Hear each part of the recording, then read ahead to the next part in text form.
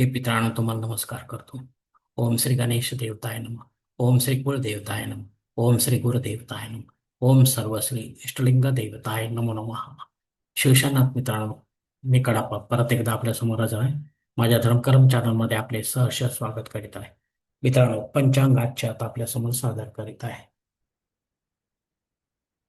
मित्रांनो, आज गुरुवार दिनांक 18 जून 2026, शनिवार शके 1948, संवत्सर पराभव, आयन उत्तर, ऋतू ग्रीष्म, मास निज ज्येष्ठ, पक्ष शुक्ल,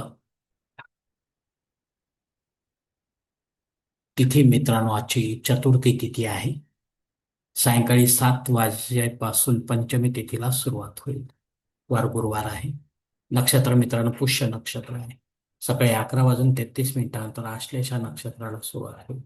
योग मित्रांनो व्याघात योग आहे. सायंकाळी 5 वाजून 35 मिनिटानंतर हर्षण युगाला सुरुवात होईल. करण मित्रांनो वणीच करण आहे. सकाळी 8 वाजून 14 मिनिटानंतर विष्टीकरणाला सुरुवात होईल आणि सायंकाळी 6 वाजून 59 मिनिटानंतर भवकरणाला सुरुवात होईल. तसेच उद्या पहाटे 5 वाजून 54 मिनिटानंतर बालवकरणाला देखील सुरुवात होईल मित्रांनो.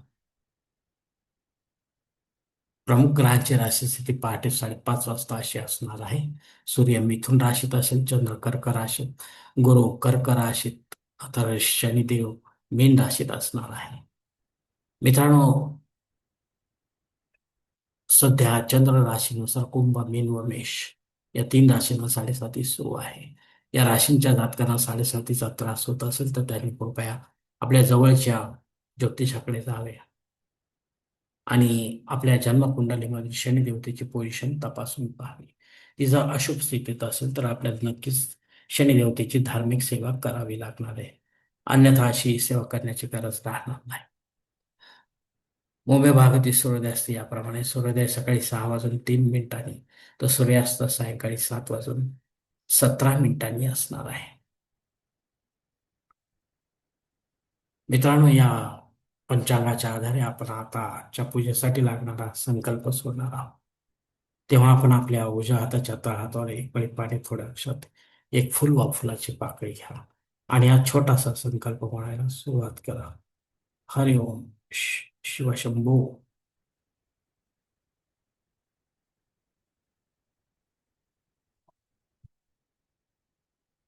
आणि हा छोटासा संकल्प म्हणायला सुरुवात करा मित्रांनो.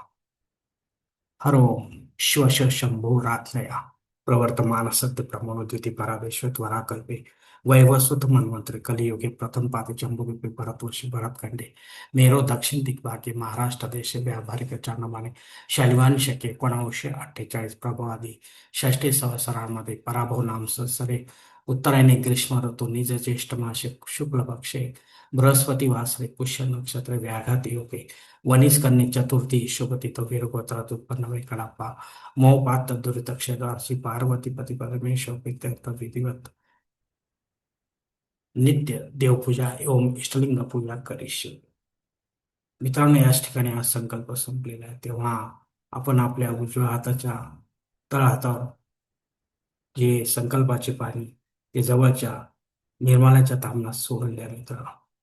या संकल्पाची वेळ मर्यादा सकाळी 8 वाजून 14 मिनिटांपर्यंत आहे. या वेळेनंतर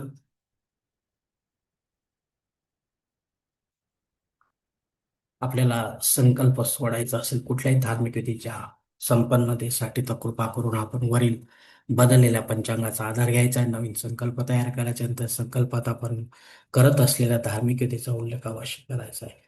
तेव्हाच आपली धार्मिक सेवा संबंधित देवतांपर्यंत पोहोचेल आणि त्यांचे आशीर्वाद आपल्यापर्यंत पोहोचतील. आपले जीवन अधिक सुखमय बनेल मित्रांनो. मित्रांनो, या मासातील मुहूर्त आपल्याला हवे असतील तर यासाठी स्वतंत्र व्हिडिओ आहे. त्याची लिंक या ठिकाणी दिलेली आहे. आपणास मुहूर्त हवे असतील तर कृपा करून आपण या व्हिडिओमधून हे जाणून घ्यावीत आणि आपल्या जन्मकुंडलीनुसार आपल्यासाठी योग्य असा मुहूर्त निवडावा, जेणेकरून आपल्या मुहूर्तामध्ये कोणत्याही प्रकारची बाधा उत्पन्न होणार नाही आणि मुहूर्ताचे पूर्णपणे फळ आपल्याला प्राप्त होईल. आणि असा मुहूर्त जर मिळत नसेल तर मग मात्र आपण स्वतःहून किंवा पंडिताच्या माध्यमातून यापेक्षा वेगळा काही मुहूर्त काढू नका. कारण मुळात तो मुहूर्तच नसल्यामुळे त्याचा आपल्याला काही उपयोग होणार नाही. मित्रांनो, पंचांगातील इतर काही महत्वाची जी माहिती आहे ती आता आपण पाहू. पंचांग शुद्धी नाही मित्रांनो. दिनविशेषमध्ये विनायक चतुर्थी आहे. श्री गणपतीच्या मंदिरात जवळच्या जागृत अशा जाऊन आपण बाप्पाचे विधिवत दर्शन घ्या मित्रांनी. काही दानपेटीमध्ये दानाची यथाशक्ती रक्कम टाका मित्रांनो. मित्रांनो, गुरुपुषामृत योग देखील आहे. यासाठी मला स्वतंत्र व्हिडिओ तो आपण पाहू शकता मित्रांनो. याची वेळ मर्यादा जी आहे ती सकाळी सूर्योदयापासून ते 11:33 आहे सकाळीच. सकाळी 8:15 ते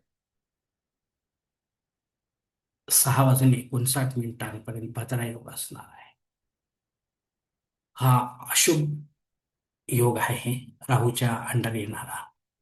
तेव्हा आपण या काळामध्ये महत्वाची किंवा विशेष कामे न करता रेग्युलर कामे करा, जेणेकरून आपल्या विशेष किंवा महत्वाच्या कामांमध्ये अडथळा निर्माण होणार नाही. अपयश आपल्या हाती पडणार नाही मित्रांनो. भद्रा योग यालाच आपण म्हटले आहे. चतुर्थी श्राद्ध कर्म आहे.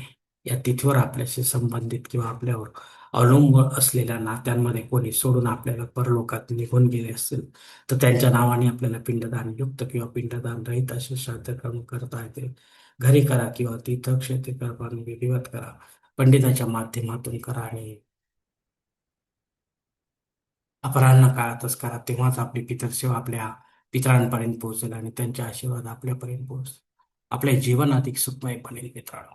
अग्निपृथ्वीवर सायंकाळी 7 वाजेपासून हजर आहे. तेव्हा आपल्याला नव्याने काय होम यज्ञ कर्मकांड सुरू करायचे असेल तर आपण अवश्य सुरू करू शकता, पण पुढे जाऊन ते बंद पडतील तर मग त्याचे आपल्याला दोष लागू शकतात.